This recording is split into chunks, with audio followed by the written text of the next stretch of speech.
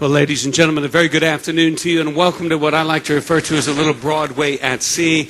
I have had the good fortune of being able to offer a performance by Jim Brochu previously in 0 Hour, and so we're very excited to have him do this performance on board. And ladies and gentlemen, we now invite you to enjoy Jim Brochu in Character Man.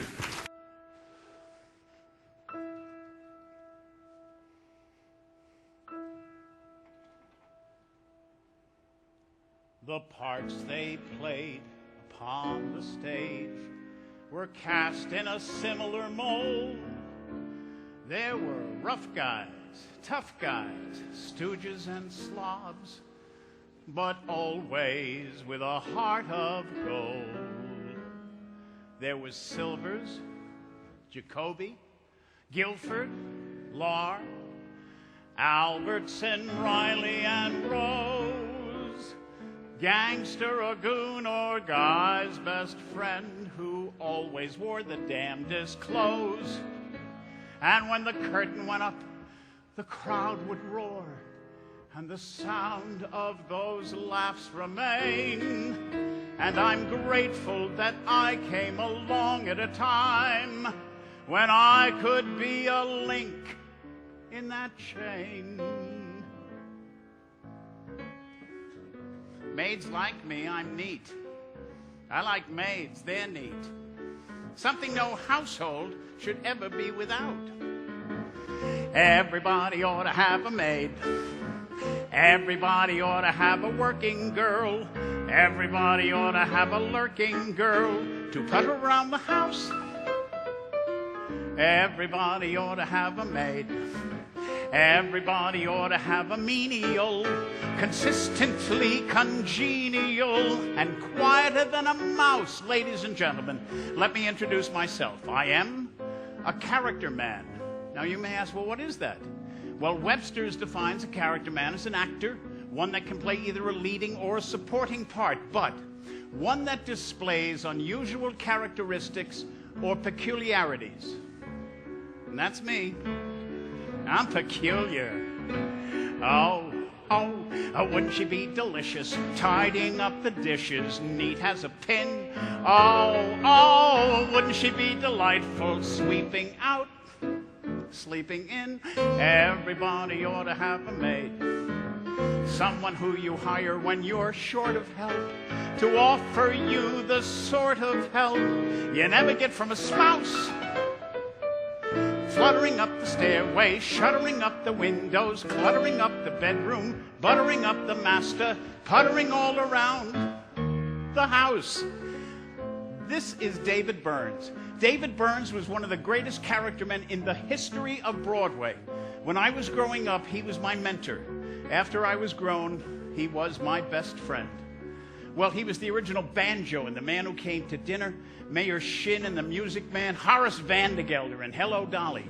And as Senex, he introduced this song with Zero Mostel in A Funny Thing Happened on the Way to the Forum. I was 15 years old when that show opened.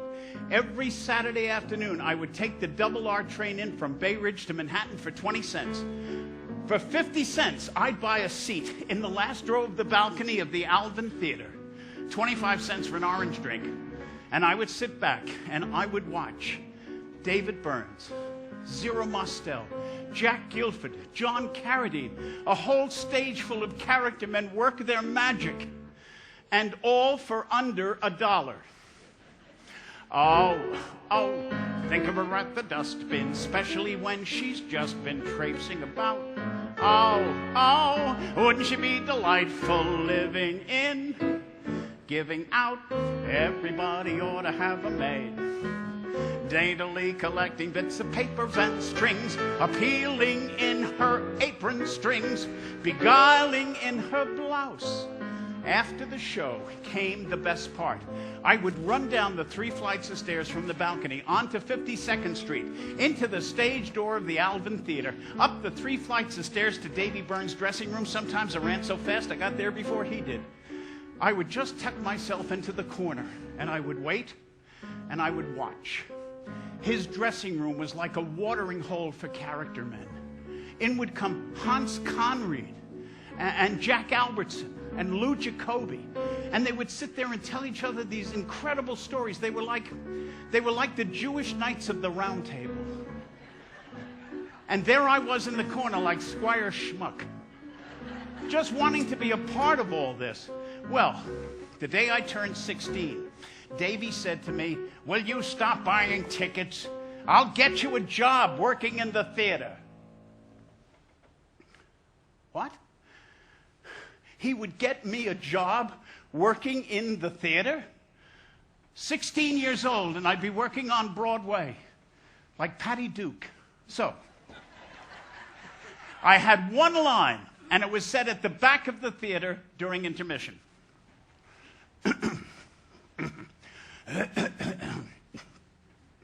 Orange drink, 50 cents. Orange drink, 50 cents. Davy got me a job working for the Gala Brothers. Now, the Gala Brothers, they owned all the concessions in all the Broadway theaters. I was making $18 a week, but I got to go to work through the stage door. Oh, and the aroma backstage was so intoxicating. Well, my first day on the job, I had to go down to the corporate office to get my uniform, the proud uniform of a Golub. Well, the corporate office was a closet in the Paramount building. So, the Golub Brothers, I knocked on the door, I opened it, and there sat Arthur Golub himself, the president and CEO. Well, at this performance, the part of Arthur Golub will be played by Lou Jacoby. You caught the turkey? That's it. That's the last time we come for Thanksgiving. Gabe. So, I told you, we're all a little peculiar. So, Mr. Golub is at the desk. He was doing the books. I said, "Mr. Golub, James Brosher reporting for duty for the Alvin Theater. So proud to be a part of your organization, sir." Without even looking up, he just said, "Oh, God. Oh, God." And he pointed to the back of the door, and there it was. The golden fleece, the proud uniform of a Golub. It was a beautiful navy blue blazer, and it had purple and gold piping on the lapels, brass buttons, and right there over my heart, a golden embroidered emblem that said the Alvin Theater. Now, the only problem was I wore a 46 long. The only jacket he had left was a 38 short. I tortured myself into this jacket. I said, "God, if I can get into this jacket, I swear I'll never ask for anything again. Oh, please, the sleeve came up to here." Finally, I took this big breath. I said, "Oh, God, I'm going to get it. I'm going to open it. I get it." I got it closed. I looked like Quasimodo in a blue blazer. Oh, wouldn't she be so nimble, fiddling with her thimble, mending her gown? Oh, wouldn't she be delightful, cleaning up, leaning down? Everybody ought to have a maid, someone who'll be busy as a bumblebee, and even if you grumble, be as graceful as a grouse. Pattering in the attic, chattering in the cellar, clattering in the kitchen, flattering in the bedroom, puttering all around the house. Well, after 50 performances of watching Forum, I knew I wanted to be on the stage. So I got back to Brooklyn. I got all the kids in the neighborhood together. I wrote, produced, directed, and starred in the Bay Ridge Follies of 1959. I gave myself all the best numbers, including an unforgettable Bally High. And I closed the first act with a rousing rendition of "Give My Regards to Broadway," backed by 8 leggy 12-year-old girls. My father came back at intermission. He said, "You were good." "No, you were very good." He'd never said that before. Now, my dad was a great guy. I loved this man. He was a character in his own right. My father was very, very handsome. My father was very charismatic. And I never knew my father drank until I saw him sober. Now,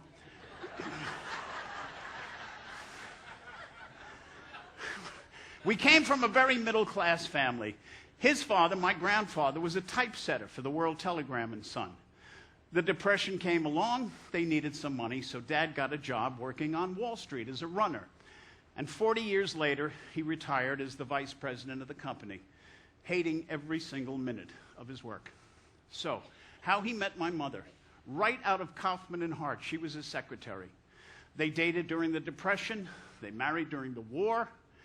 3 years after they got married, I came along. And 3 years after I came along, she passed away from a bad heart. She was only 29. And left my dad a widower. But after a few years, Daddy became the merry widower. He loved to travel. And I was the beneficiary of that wanderlust. Do you remember when we all used to get dressed up to go on a plane? Not anymore. Well, traveling with my dad, it was like traveling between a cross of Don Quixote and Auntie Mame, if they were both loaded. He'd get up in the morning, he'd say, let's go for a ride. But I didn't know he meant, let's go to Egypt and we'll ride a camel. And I'll never forget the camel driver's name. It was Moses Schwartz, I swear to God. Now, he was a babe magnet, a widow magnet, and on one cruise, the widow in the next cabin set her sights on my father, and her name was Joan Crawford. Oh, now you're interested. Oh, well. Now, there's Joan in the middle. That's Dad on the end. That's me in the white dinner jacket. Those are Joan's two non-abused daughters next to her. They dated from 1960 to 1963. And at one point, things got really serious. And I pushed them to get married. I thought, what could be more wonderful than to have Joan Crawford as a mother? Think of all the fun we'd have. Now, Friday night, my father had a ritual. He called Friday night his night to howl. Began 7:15 Friday night, his night to howl. 7:15, a car would pick him up on Wall Street, take him up to Toots Shores. That was his hangout. So he'd hang out with Toots at his restaurant. I would go to the Alvin Theater. I'd sell my wares, pick up Davy Burns after the show. We'd go meet my father. Davy and I would eat. My father would have a 7-course meal, all double-doers on the rocks. One night, we're sitting in Toots Shores, and I looked up. Oh, my God. Look. Jackie Gleason. Oh, my God. My heart stopped. I adored Jackie Gleason. He looked so natty. He had on a blue suit and a beautiful red carnation in his lapel, and he was coming over to the table. Well, I might have been Gleason's #1 fan. He was Davy Burns' #1 fan. He used him on the show all the time. So they talked, they joked with each other. Davy introduced Dad to Gleason, a meeting of two of the great alcoholic minds of all time. He introduced me to Gleason. I turned right into Ralph Cramden. Now, Davy was born on Mott Street, 1902, in the heart of Chinatown. He even spoke some Chinese. But he was going to be a cop, like his dad was a cop. But when he was 17, his father was killed in the line of duty. So Davy became the sole support of the family.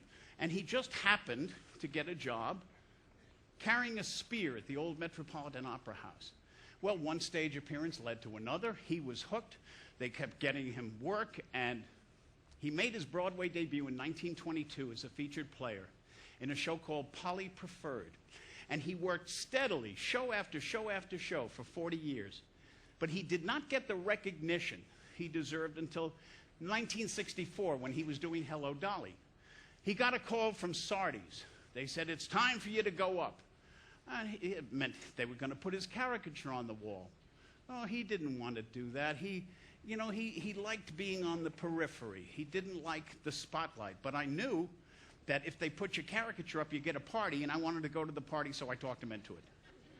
Well, the day we went, he wrote on that caricature, to Vincent, all you need is a big stomach and a sense of humor, Davy Burns. Well, they put his caricature on the wall. There was an empty space right next to it. I thought, maybe someday. Well, As soon as he knew I really wanted to be an actor, he helped me.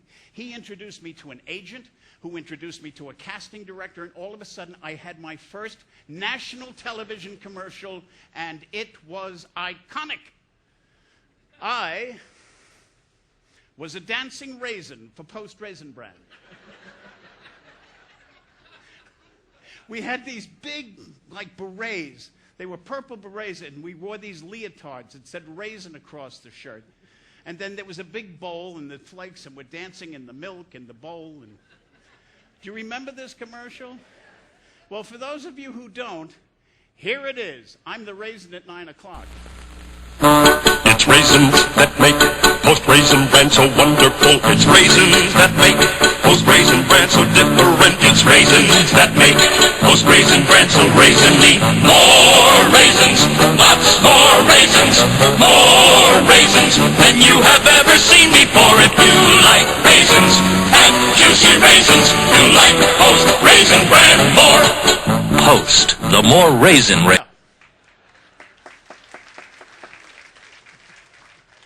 2 weeks after that, I was hired to be the lemon from outer space for Palmolive. Within weeks, I was known as one of the most dependable fruits in show business. You know what I mean? Well, now the guy who was the head raisin in this commercial was a fellow named Barney Martin. Barney was a great character man. He started his career as a New York City cop, and he was discovered by Jackie Gleason, who made him a stand-in for the Honeymooners. But then Barney had a great career of his own. You might remember him. He was Mr. Cellophane in Chicago. And then from the old Seinfeld show, he was Jerry Seinfeld's father with the big glasses. Morty. He played Morty. Well, we bonded during the filming of this, and he invited me to lunch. He said, "Jimmy, you got talent, but you're not going to work for 20 years. I said, "What are you talking about?" He said, "You're a character man. Character men don't work till they're 40. Well, I didn't want to hear that. I wasn't about to give up, but it turned out he was right. I was invisible. But still, I kept going to the auditions. Hello, I'd like to sing. You don't want to hear it. I have a monologue. You don't want to see it? Will somebody please look at me? If someone stood up in a crowd, raised his voice up way out loud and waved his arms and shook his legs, you'd notice him. If someone in a picture show yelled far in the second row, "This whole place is a powder keg," you'd notice him. And even without clucking like a hen, everyone gets noticed now and then. Unless, of course, that personage should be invisible, inconsequential me. Cellophane, Mr. Cellophane, should have been my name, oh, Mr. Cellophane, 'cause you can look right through me, walk right by me. I never know I'm there, I tell ya, my cellophane, Mr. Cellophane, it should have been my name, Mr. Cellophane, 'cause you can look right through me, you walk right by me, I never know I'm there. Suppose you was a little cat residing in a person's flat who fed you fish and scratched your ears, you'd notice him. Suppose you was a woman wed and sleeping in a double bed beside one man for 7 years, you'd notice him. Are human beings made of more than air? With all this bulk, you're bound to see him there. Unless, of course, that human next to you is unimportant, undistinguished. You know.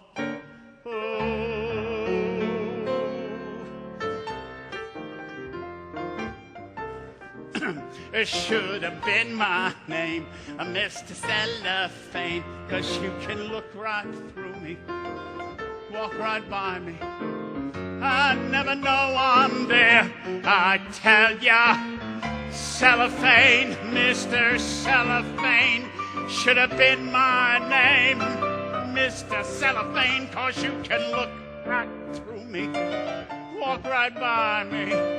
I never know I'm there, I never even know I'm there. I hope I haven't taken up too much of your time.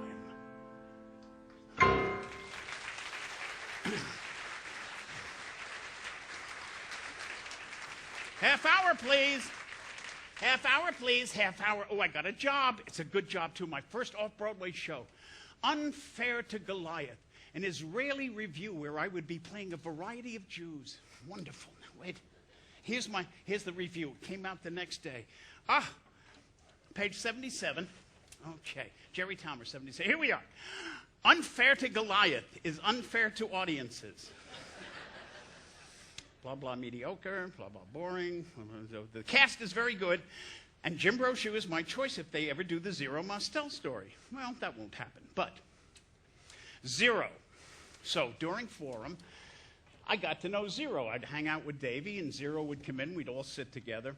So one day I'm walking up Broadway. Get to 50th Street, Broadway, right in front of the Winter Garden Theater.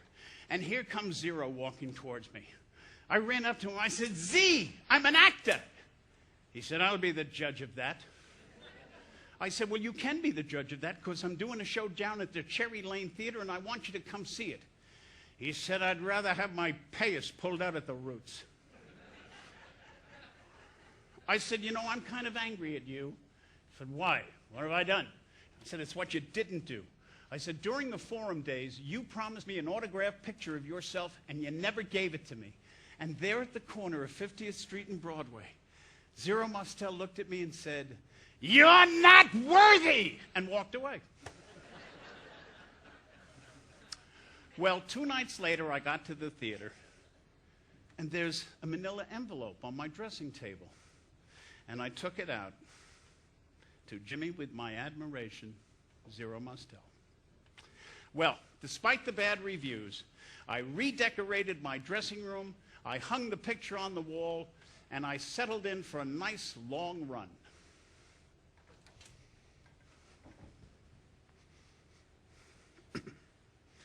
Orange drink, $1.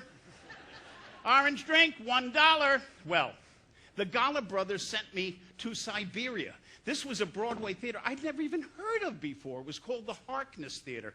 It was up at 62nd Street and Broadway. And the name of the show was So Long 174th Street, a musical. And it was based on Carl Reiner's book, Enter Laughing. Now, I don't want to say the show was bad, but it lasted 7 performances. And after the last performances, the actors were leaving the theater. They tore the building down around them. But every night watching that show, I was watching the story of my life about a young man who so desperately wanted to be in show business. But his name was David Kolowitz, and he lived in Hollywood during the 30s. And he wanted to be the greatest star. He wanted to have a mansion. He wanted to have a butler. And he wanted to bed every famous star in Hollywood. Pardon me, won't you? The telephone. I'll be right back. Hello? Yes, this is the home of David Kolowitz, the most famous actor that ever lived. No, this is Marlowe, his butler. Who's calling, please? Oh, Miss Garbo. Oh, Miss Garbo. No, I'm sorry. Mr. Kolowitz can't come to the phone right now. Pardon? What? Well, of course I can tell you. Why not? He's a screwing Dolores Del Rio. That's why he cannot speak to you. He's screwing Dolores Del Rio and may not be disturbed till he's through. No, he can't call you back at 5:30. At 5:30 he humps Alice Faye. Then Jean Harlow at 7, Mae West at 11. Somewhere between them, Fay Ray.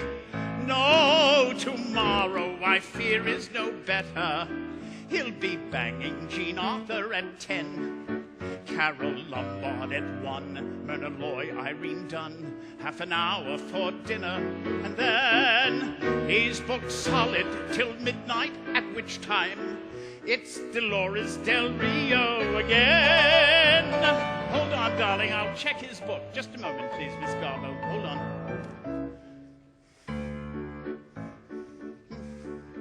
Well, I could set you up an appointment, but the waiting list's endless, I fear. Ruby Killer's been waiting 6 months now. Betty Davis for over a year. No, next Friday, but it's out of the question. Cancellations are simply unknown. There's Miss Dietrich, and then it is time for Miss Bennett. No Constance, on Tuesdays it's Joan. No, next Wednesday you haven't a hope, miss. He stuffed Sylvia Sidney at 4. Then May Murray, May Clark. And after it's dark with Lamour and Lamar, it's a more. Then as usual, just as a nightcap, it's Dolores Del Rio encore. Hold on, darling, I'll check the book.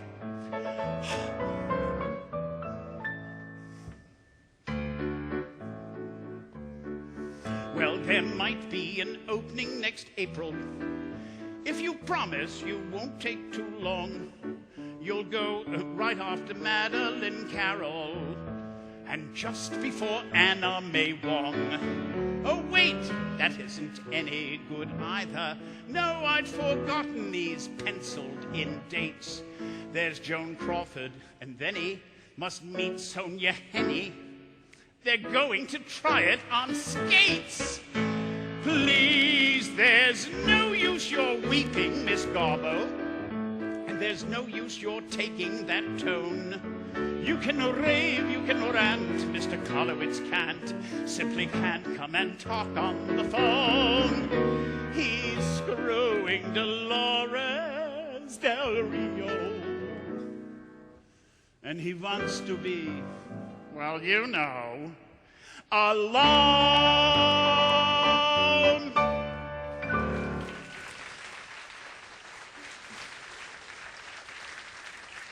Now, every night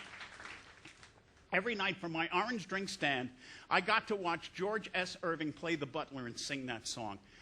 George S. Irving, an amazing man. He started his Broadway career in 1943, Oklahoma. 32 Broadway shows, 4 Tony nominations. Just last May, I did a play with him. 92 years old, and he's still going strong. Well, Davy said to me, you got to meet my friends. You got to make connections. So he'd take me to parties, but his friends were Garson Kanin, the director, or Maureen Stapleton, the actress. But the friend of Davy's I got to know, I think better than any other, was a lovely man named Jack Guilford. Now, you might remember Jack. He did the Cracker Jack commercials. And he also did an imitation of pea soup coming to a boil. Now, they were in Forum together. And, in fact, Jack had the dressing room right next to Davy's. Now, here was Forum, which was this incredibly happy show. People were laughing, rolling down the aisles. And every night, Jack came back to the dressing room, passed by, dejected, depressed, near tears. What had happened is one night during the show, Zero, in character, slapped him. And it got a huge laugh. So Zero kept in the slap. And he added a kick and a punch and would throw Jack up against the wall. And poor Jack would come back to the dressing room black and blue. But of course, Zero reminded him he had gotten him the job, so Jack just took the abuse. But when he left Forum, he triumphed in his next show, which was called Cabaret. He played Herr Schultz opposite the great Lade Lenya. Now, Jack had a song in the first act of Cabaret, and as he sang it, I often wondered if he wasn't thinking about Zero. Because you see, the only word that you need to understand in this little song of mine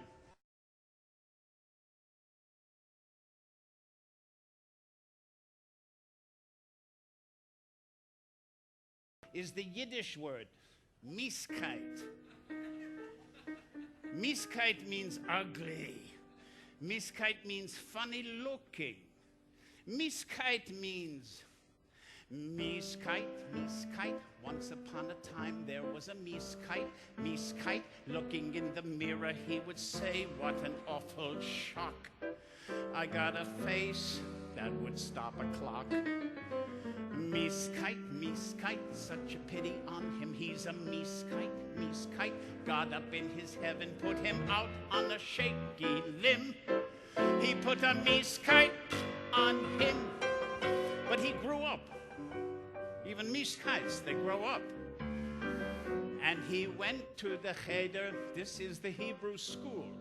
He sat beside this little girl, and when he asked her her name, she replied, I'm Pearl. He ran to the Zeta, this is the grandfather. He said in that screechy voice of his, you told me I was the homeliest.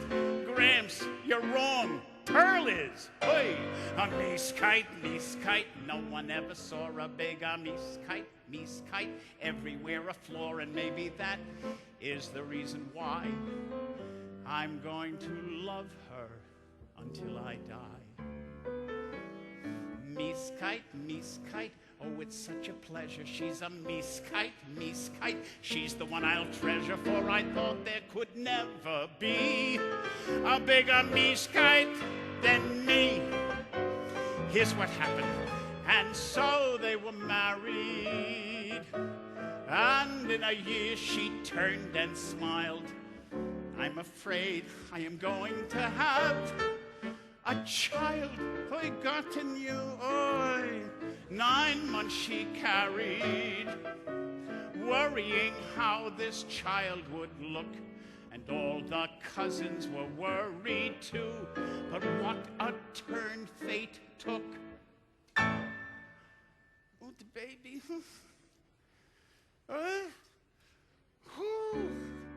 Gorgeous, gorgeous. They produced a baby that was gorgeous, gorgeous. Gathering round the cradle all the relatives odd and oohed. He ought to pose for a baby food. Gorgeous, gorgeous. Would I tell a lie? He's simply gorgeous, gorgeous. Who would have believed that we would see such a flawless gem out of 2 miskites like them? But there's a moral. All my stories have a moral. Moral, moral. Yes, indeed, this story has a moral. Moral, though you're not a beauty, it is nevertheless quite true. There may be beautiful things in you. Miskite, miskite, listen to the fable of the miskite, miskite. Anyone responsible for loveliness, large or small, is not a miskite at all. Gorgeous.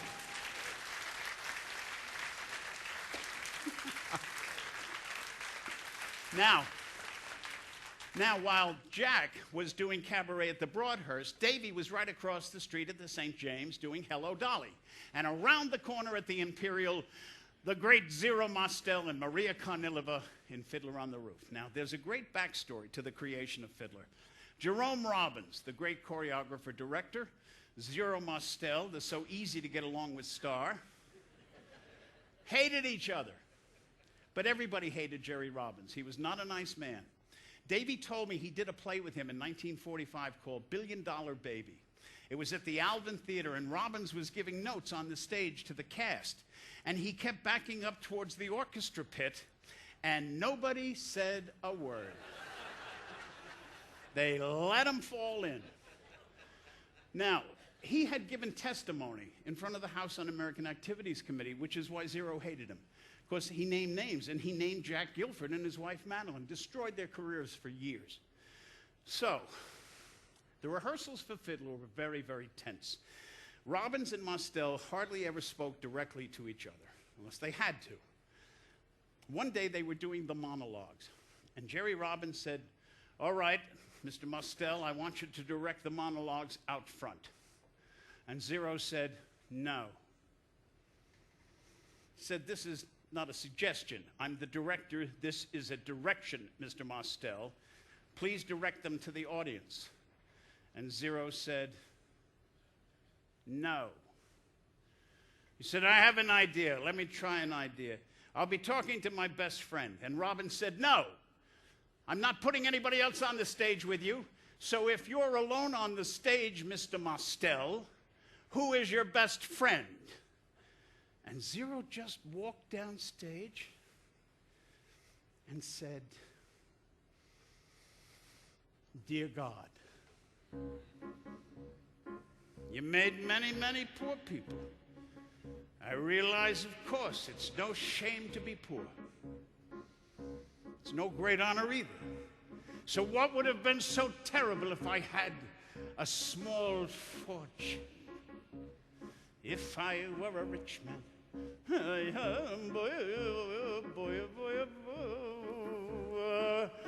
all day long I'd biddy bum.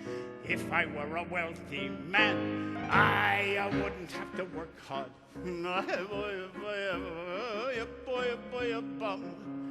If I were a bitty rich, idle man, I'd build a big tall house with rooms by the dozen right in the middle of the town. A fine tin roof, real wooden floors below. There could be one long staircase just going up and one even longer coming down and one more leading nowhere, just for show. I'd fill my yard with chicks and turkeys and geese and ducks for the town to see and hear, squawking just as noisily as they can. And each loud will land like a trumpet on the ear, as if to say, "Here lives a wealthy man." The most important men in town would come to fawn on me. They would ask me to advise them, like a Solomon the Wise. "If you please, Reptevi, pardon me, Reptevi, posing problems that would cross a rabbi's eyes.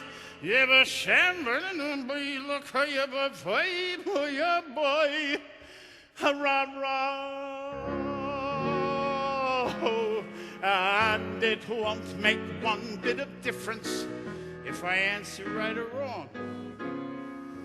When you're rich, they think you really know. If I were rich, I'd have the time that I lack to sit in the synagogue and pray. Maybe I'd have a seat by the eastern wall, and I'd discuss the holy books with the learned men 7 hours every day. And that would be the sweetest thing of all.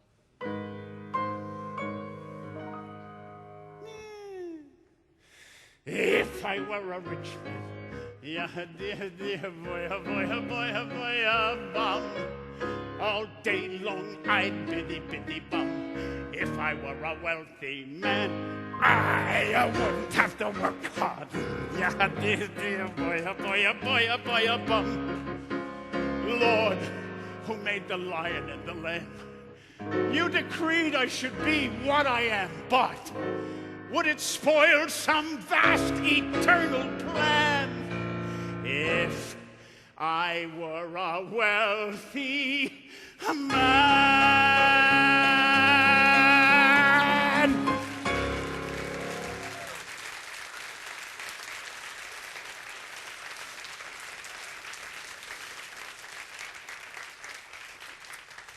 I saw Fiddler on the Roof The evening of September the 23rd, 1964.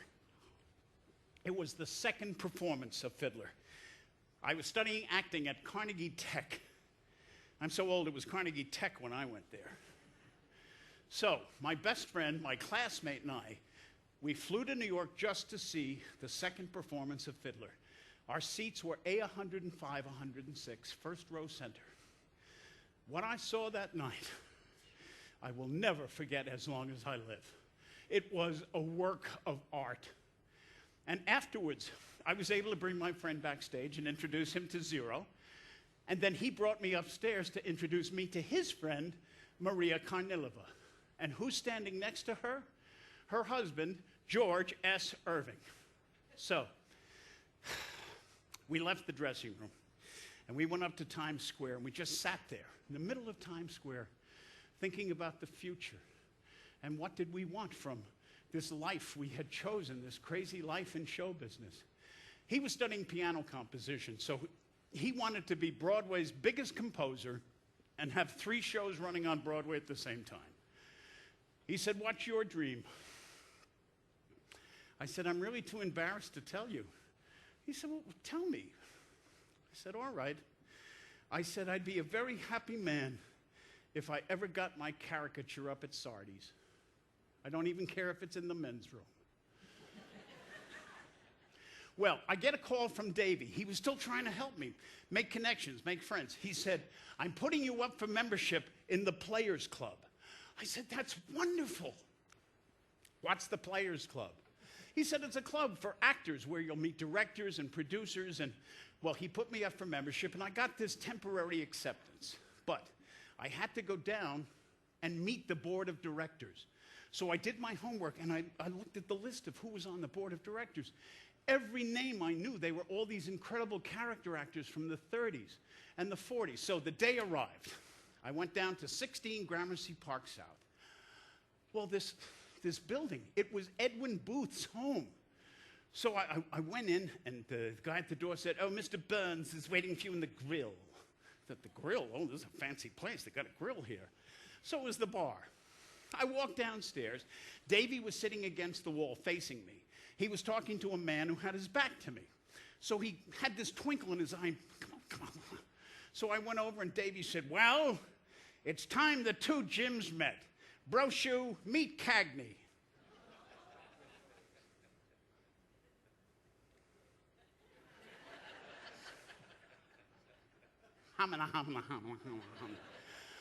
I spent the next 2 hours with Jimmy Cagney. And one by one, my heroes started to come through the door of the Players Club. Bert Lahr walked in. Davy said, "How are you today, Bert?" He said, "Talented."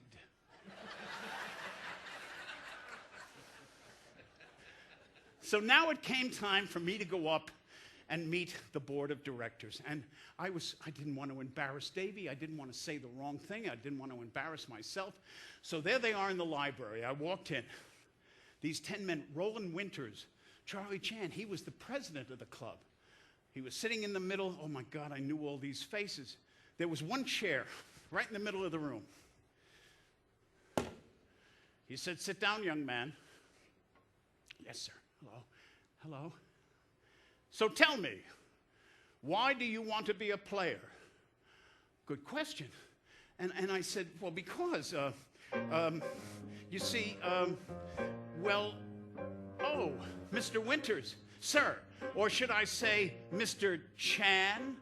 You were the best Charlie Chan ever. Oh, The Feathered Serpent, The Shanghai Chess, 2 of the greatest Charlie Chan films ever made. Oh, and you were so handsome in that white linen suit, and your white Panama hat, and your painted-on Asian eyes. I never realized you were Jewish. But I recognize all you men." "How?" "Because you're who I see when I'm sitting at home, watching the Late Late Show. How I wish I were there instead of here, snuggled in my armchair with a bottle of beer. Oh, on my TV when I'm sitting at home, watching the Late Late Show with those thrills and chills, tears and ha-has, from you immortal cinema stars. Oh, I wish I were there right now, I know, watching on the late, yeah, watching the great late show. Oh, and you're Alfred Drake. Oh, you were the original Curly in Oklahoma, but I guess you already knew that. And, oh, you won the Tony Award for Kismet. Oh, I saw you last year, Mr. Drake. You were the king in The King and I at Lincoln Center. You gave such a towering performance. I never realized you were so short. And remember, Barrymore, acting hammy, Jolson, singing mammy, Sparkling, Nelson Eddy, Charles Boyer, kissing Hetty, Eddie Cantor, hands a-clapping, Ruby Keeler tapping, Cagney, Belton Bogey, Edward G. Yeah, and his stogie. And you, Frank McHugh. Oh, Mr. McHugh, I saw you in all those Warner Brothers movies with Jimmy Cagney. I just met him downstairs. Oh, and you were the funny priest in Going My Way. Oh, but you know what your greatest role was? John Wayne's sidekick in Huncho. Oh, your performance was so subtle, so nuanced. It was so endearing that, what's that? That was Eli Wallach. And remember, Helen Kane, Poo-Poo-Pa-Doopa, a little Jackie Cooper, Fred Astaire, and Rogers, C. Aubrey Smith, and those other codgers, James Durante, good old Nosy, Boris Karloff, and Bill Lugosi. Oh, Mae West, come up and see me, and Chevalier, with his Mimi, Mimi. And you, George Melville Cooper. Mr. Cooper, I saw you on The Late Show just the other night. You were the coroner in Rebecca. Oh, my God, you're the one who said, Mrs. De Winter died of a fall. It wasn't murder. It was a tragic accident. I thought you were dead. You're who I see when I'm sitting at home or watching the late show with those thrills and chills, tears and ha-has from you immortal cinema stars. Oh, make me a player, won't you make me one now? Yeah, make me a player, won't you make me one now? I'll watch the late show, I'll pay my dues. Yes, watch the late show, I'll buy you coffee. Watch the great late show. I'm in, they let me in. And do you know, 40 years later, I am still a very proud member of the Players Club. But when I first joined, I didn't get a whole chance to be there a lot because I got a job working for Disney in Hollywood. Now, I would tell you more about the Disney experience, but you can read about it for yourself. Just go pick up a copy of Dante's Inferno and turn to the chapter entitled The Ninth Circle of Hell. And that's the Disney experience. But it brought two more character men into my life. Jack Klugman. Well, I knew he had done Gypsy with Merman, so I said, Jack, you got any Merman stories? Oh yeah. He said, we had this song in the first act that we sang together called You'll Never Get Away From Me. Well, I'm not a singer. I can't sing. But Ethel, every rehearsal, she said, Jack, sing it out. Jack, sing it out. Well, we got to Philadelphia for the first preview. I decided I'm going to go for it. I sang that song at the top of my lungs. Ethel came off stage. She pushed me against the wall. She said, Jack, what are you doing? This is my duet. Now, the other character man who came into my life was Sid Caesar. Here I was a kid watching your show of shows, and all of a sudden I'm next to one of my idols as his writer. And he was such a dear, funny man. He hated laugh tracks. He said, Jimmy, is there a laugh track in this show? I said, yes, Sid, there is. He said, I hate that. He said, there's people laughing at my jokes that died in 1948. Now, here I was, a stage actor in Los Angeles, which is like being the best cat at the dog show. Well, nobody went to Los Angeles to be on the stage. You went to be in film. And that was a whole separate technique. And it was a technique I didn't have. So a friend of mine said, you should take this class. This wonderful actress teaches stage actors how to be film actors. I said, that's just what I needed. Signed up for the class. Went in, sat down for the first one. The door opened. Oh, my God. In walked one of the greatest character women of all time, Kathleen Freeman. See, there's the curse of the character people. Of course, you never know their names, but you always remember their faces. So once again, Kathleen Freeman. There she is. Right. You know, she was the maid on Topper. She was Lucy's housekeeper. Jerry Lewis would not make a movie without Kathleen Freeman. She was his favorite foil. You know, she made her Broadway debut at the age of 82 in The Full Monty, and she got a Tony nomination.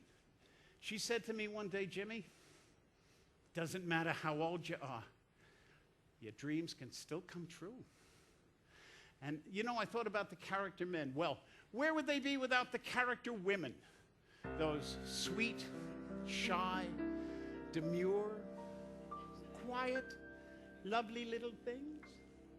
It takes a woman all powdered and pink. You got here before that big, bad, stupid-looking piece of sewage breath stole my white wedding dress. To joyously clean out the drain in the sink. That asswipe also stiffed me for 2 months' rent when his deposit check bounced. Goddamn puss-faced little pimpstick. That asswipe also stiffed me for 2 months' rent when his deposit check bounced. Goddamn puss-faced little pimpstick.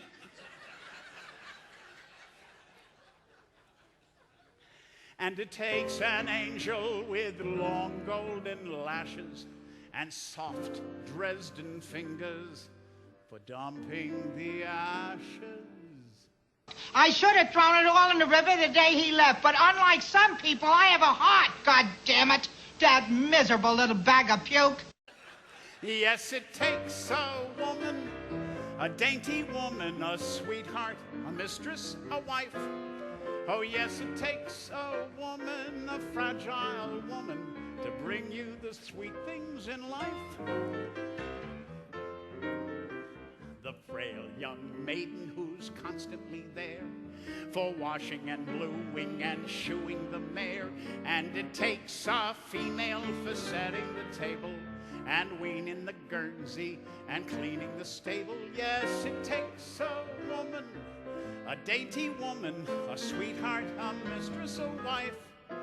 Oh, yes, it takes a woman, a fragile woman, to bring you the sweet things in life.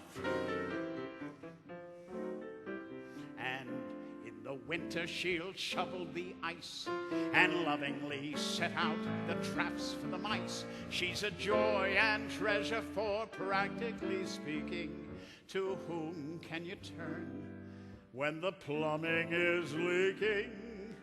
To that dainty woman, that fragile woman, that sweetheart, that mistress, that wife. Oh, yes, it takes a woman, a husky woman, to bring you the sweet things in life.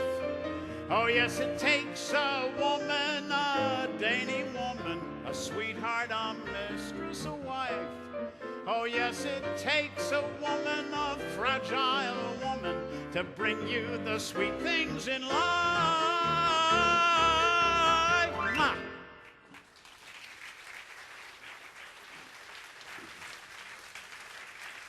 Now, Davy Burns introduced that song in Hello, Dolly.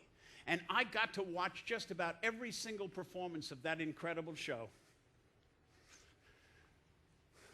Orange drink, $3. Orange drink, $3. Now, if I thought hanging out in Davy's dressing room at the Alvin Theater was something, hanging out in his dressing room at the St. James was surrealistic. Well, Hello, Dolly was this enormous hit, and everybody wanted to come see it, and then everybody wanted to hang out in the dressing room afterwards. One night, I swear to you, I sat in my little corner of Davy's dressing room, and I watched Noel Coward eat Kentucky Fried Chicken with Colonel Sanders. The real guy in the white suit and the mustache and the goatee. Now, there was a dressing room on the other side of this door that connected to Davy's dressing room. And in that dressing room was Charles Nelson Riley. Now, everybody thinks about Charlie Riley as the crazy game show guy. Charles Nelson Riley was one of the greatest acting teachers and directors that ever lived. Great stars studied with him just for his advice and his knowledge. So I decided I was going to take a scene study class with him. Well, there was a girl in class who was very, very angst-ridden always, and she always needed attention. But this one day, she needed more attention than anybody. She was preparing to play Juliet. So in the middle of class, she stops him and she said, "Mr. Riley, may I ask you a question?" "Yes, dear." She said, "Do you think Romeo and Juliet had carnal relations?" Charles said, "Well, in the Chicago company they did."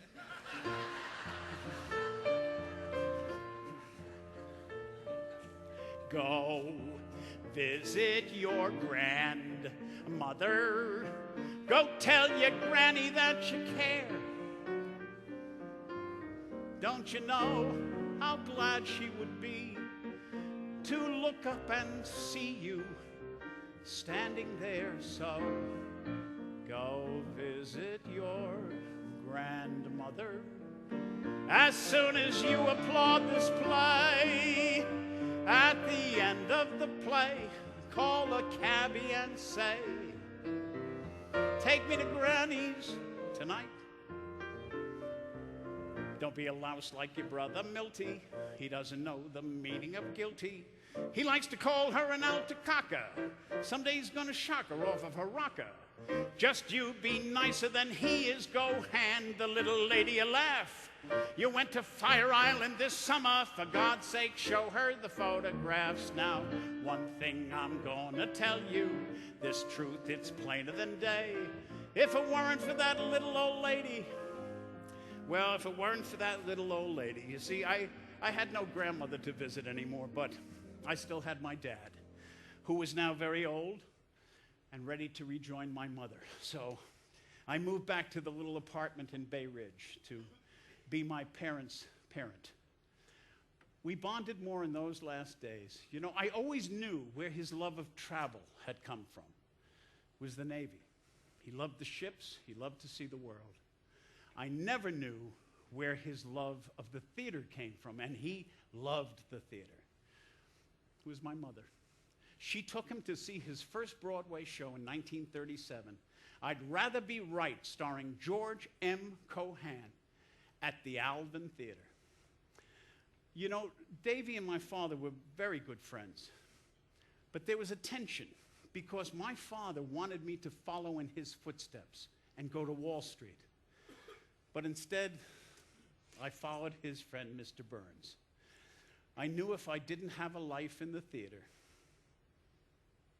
I didn't want to have a life. The day before he died, he said to me, "Would you sing me a song?" He'd never asked for that before. And I thought he was going to ask for The Rose of Tralee or one of his Trakely Irish numbers. Instead, he asked for this. Did you ever see two Yankees part upon a foreign shore, when the good ship's just about to sail for old New York once more? With tear-dimmed eye they say goodbye. They're friends without a doubt. Then the man on the pier shouts, "Let 'em clear," as the ship strikes out. Give my regards to Broadway. Remember me to Herald Square. Tell all the gang at Fort that I will soon be there.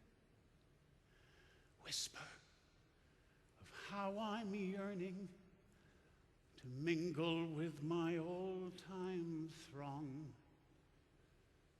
Yes, give my regards to old Broadway. He died at 7:15 on a Friday night, the beginning of his night to howl.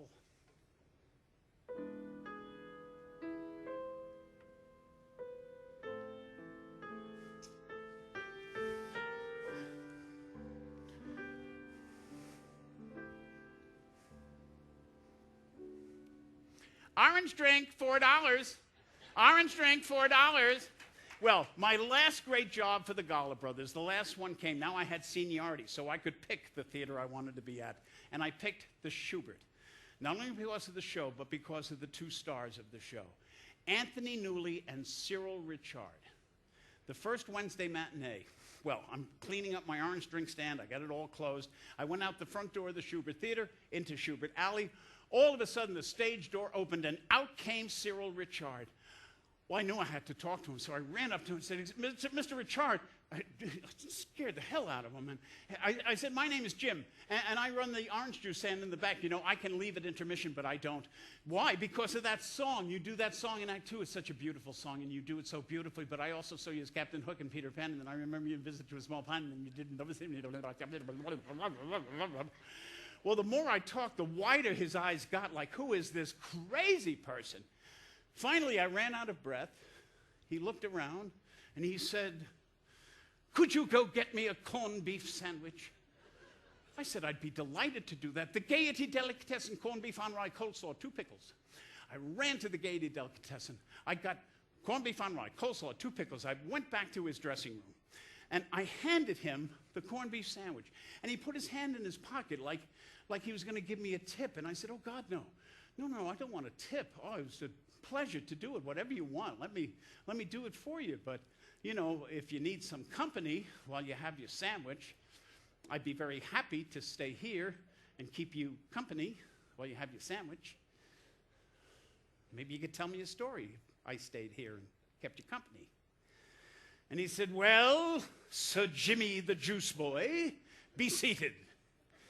Well, I felt like I had been knighted and that I had gotten a place at that round table. He told me the most wonderful stories. And one night, one story I will never forget as long as I live. He said, did I ever tell you about having dinner with Rex Harrison and Morse Hart after My Fair Lady?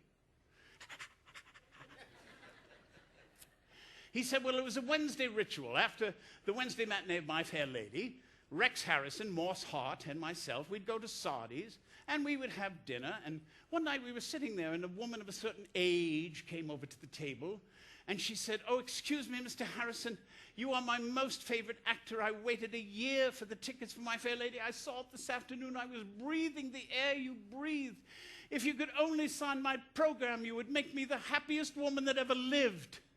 And Rex Harrison said, you old biddy, I don't care about your favorite anything or how long you waited or the air you breathe or anything else. I'm trying to have my dinner, and I want you to get the hell away from my table. And the woman took the program, and she smacked him on the head with it. And Morse Hart said, well, that's the first time I ever saw the fan hit the shit. Isn't that good?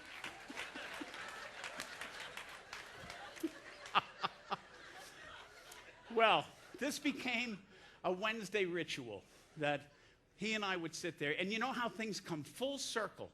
Last year was the very first revival at the York Theater of The Roar of the Grease Paint, The Smell of the Crowd. And I got to play Mr. Richard's part. And I got to sing that song that I always stayed to hear. Oh, and by the way, it was always Mr. Richard. Who can I turn to when nobody needs me? My heart wants to know, and so I must go where destiny leads me. With no star to guide me and no one beside me, I'll go on my way, and after the day the darkness will hide me. And maybe tomorrow I'll find what I'm after. I'll throw off my sorrow, beg, steal, or borrow my share of laughter. I could learn to, with you on a new day. But who can I turn to if you turn away? Well, after Hello, Dolly, Davy did 3 more Broadway shows. Lovely Ladies, Kind Gentlemen, and Sheep on the Runway, 2 enormous flops. But then he came back in Arthur Miller's play, The Price, where he played Gregory Solomon, the old furniture dealer. William Goldman, in his book called The Season, said David Byrne's performance as the old furniture dealer was so right, so fine, so goddamn perfect that nothing on Broadway touched it that year. Well, he wanted to retire, but his friend Arthur Whitelaw talked him into just 1 more Broadway show. It was called 70 Girls 70, a musical by Kander and Ebb, and it was trying out in Philadelphia. So I would pick up Davy at his apartment, and I'd drive him down to Philly. I'd stay for the rehearsals and for the previews. Then on the evening of March 12th, 1971, during the second act, Davy had just finished singing Go Visit Your Grandmother, and he had a heart attack, and he collapsed, and he died on the stage of the Forest Theater. Well, when he went down, he did it in such a way the audience thought it was part of the show, and they roared. And the last 2 sounds David Burns ever heard were laughs and applause for a character man. With no star to guide me, and no one beside me, I'll go on my way, and after the day, the darkness will hide me. I wanted the darkness to hide me at his memorial service. Nobody invited me. If I hadn't read about it in the Daily News, I never would have known it was going on, so of course I went. It was at the 46th Street Theater, and I took a seat by myself in the next to the last row of the orchestra.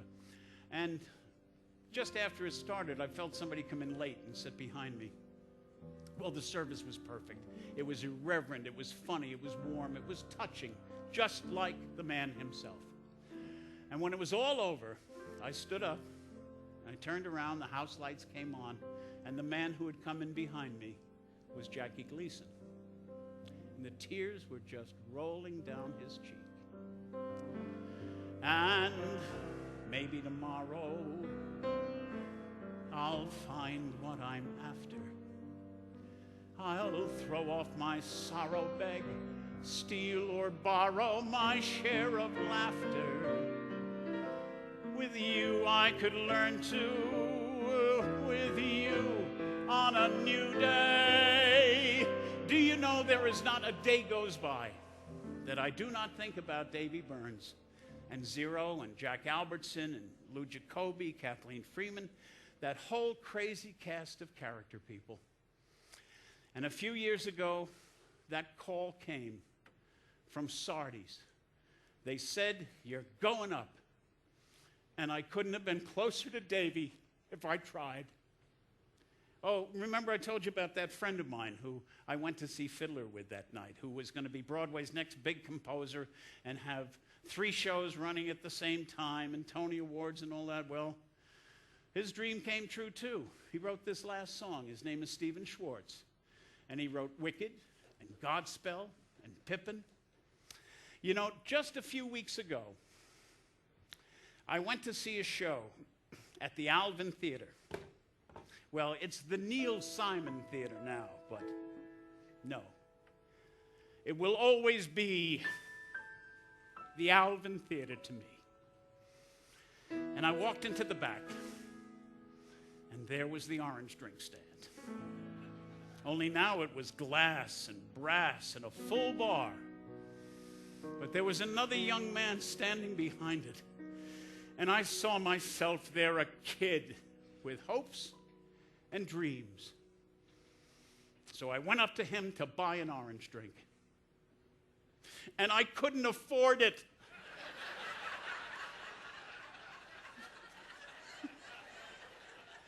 I've heard it said that people come into our lives for a reason.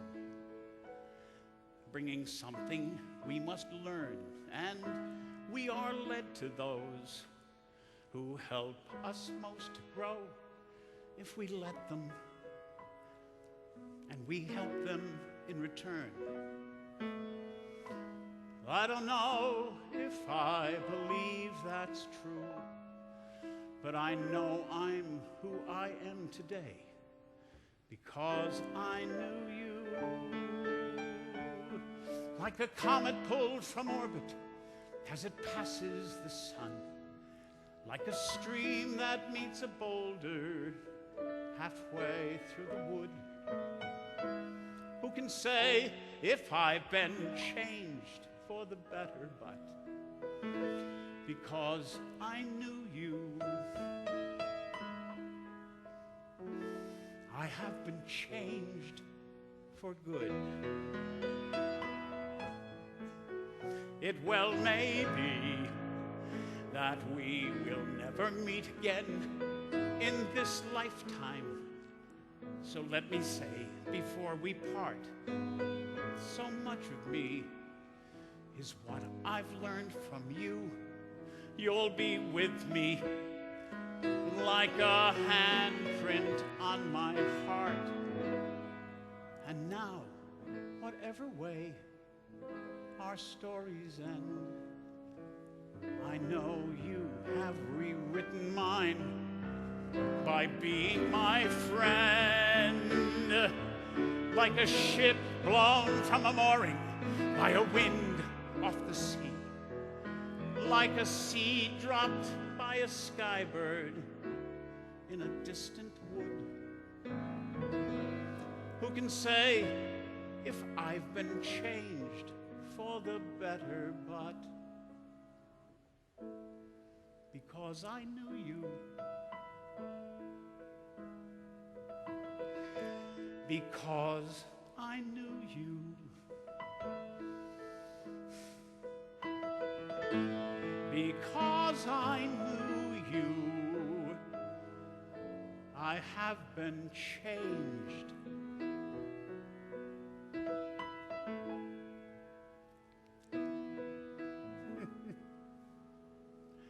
for good.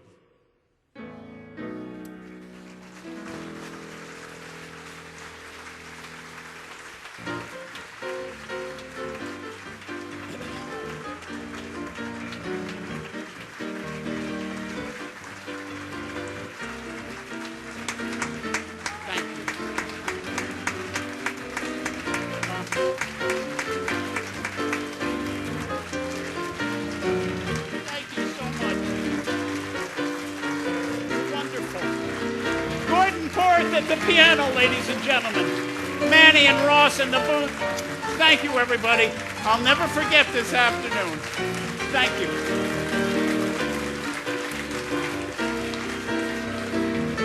Thank you, Jim. Character Man, ladies and gentlemen, Jim Brochu. We thank you for joining us here. Don't forget, tonight we've got another great show, 7 o'clock and 8:30. It's the great sounds of the Tommy Dorsey Orchestra. So we'll see you back here tonight, 7 p.m. or 8:30 for the Tommy Dorsey Orchestra. You've been watching Character Man with Jim Brochu. If you're off to dinner, we wish you bon appetit.